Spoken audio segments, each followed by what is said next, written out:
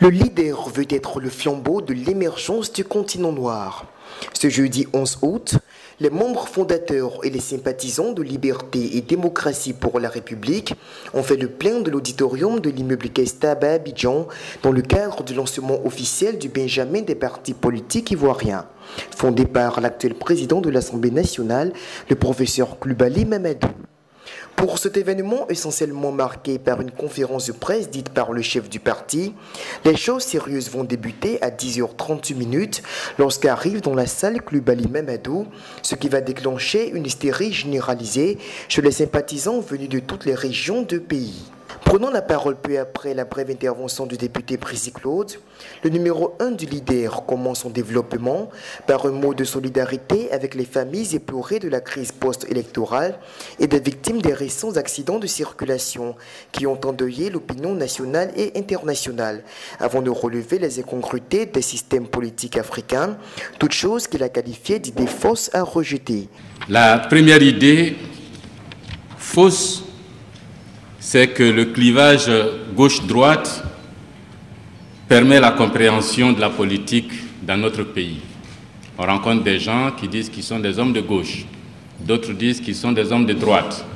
Mais en réalité, quand on regarde de près, que les gouvernements aient été de gauche ou de droite sur le continent africain, ils ont tous été caractérisés par une seule chose, c'est l'étatisme, le dirigisme et l'interventionnisme, un point, un trait. Deuxième idée reçue, c'est que aucun groupe politique, dit-on, ne peut gouverner un pays tout seul. Vous avez entendu ça? Un groupe politique ne peut pas gouverner un pays. C'est faux. Quand on veut construire une démocratie, la classe politique va aux élections. En général, il y a des camps. Celui qui gagne prend le pouvoir, lui et son camp gouvernent.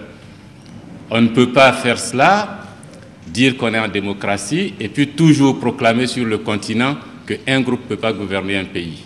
On fait les élections, une fois que c'est terminé, on dit à tout le monde de venir, on s'assoit autour du gâteau, on partage le gâteau, on le mange et on dit qu'on fait un gouvernement. C'est une idée reçue. Un groupe peut gouverner un pays de bout en bout, comme ça se fait dans les grands pays. Lorsque Barack Obama a gagné, il n'a pas appelé son adversaire pour dire « viens, on va partager ». Quand M. Sarkozy a gagné, il n'a pas appelé le Parti socialiste pour dire « venez, on va partager ». Pourquoi sur le continent africain, lorsque nous allons aux élections, tout le monde se prépare à partager le gâteau après? C'est une mauvaise idée, c'est une idée fausse, il faut la rejeter. Nous, à leader, on la rejette. Pour Coulibaly donc, le leader se positionne comme le pilier de la tendance libérale en Côte d'Ivoire et son parti entend appliquer pleinement cette idéologie de gouvernance dans le paysage politique national. Au terme de son exposé, le président du leader, répondant aux questions des journalistes, est revenu sur la question du foncier, réaffirmant sa position selon laquelle les terres n'appartiennent pas aux États, mais aux individus des campagnes, puis de dénoncer un déni de justice de la part du chef de l'État relativement au traitement infligé aux différents chefs de guerre, alors que ceux ayant opéré dans l'ex-rébellion des forces nouvelles sont actuellement exempts de toute poursuite et même promus à des fonctions hautement stratégiques. Tuer, Bamba mérite aussi d'aller en prison. Je le dis et je le répète, si vous ne le faites pas ainsi, vous faites de la justice des vainqueurs. C'est de la vengeance justicière. On utilise la justice comme si c'était le droit qu'on voulait lire, alors qu'en réalité, c'est des actes de vengeance qu'on pose.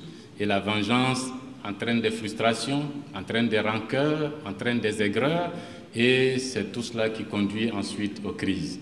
Il faut éviter la vengeance justicière. Mais vous avez vu la dépêche de l'AFP, vous avez vu la conférence de presse du président à Washington quand un journaliste d'Associated Press lui a demandé, il a dit que lui n'était pas au courant des exactions que ses troupes commettaient. Obama n'a rien dit, Sarkozy n'a rien dit. Alors, quel est le sentiment qui vous anime donc à l'issue de cette conférence prononcée par le président Coulibaly? D'abord, c'est un sentiment de joie. Vous vous doutez bien, la cérémonie s'est bien déroulée.